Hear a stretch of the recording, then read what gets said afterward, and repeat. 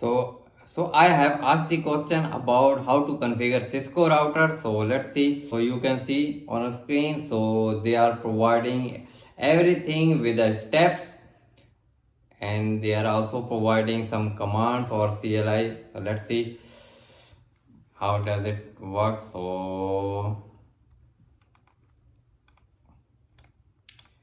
this is the answer. So this is the complete answer by step. So there are 1, 2, 3, 4, 5, 6, 7 steps. There are 7 steps to configure Cisco router. You can see on a screen they are providing complete detail with steps.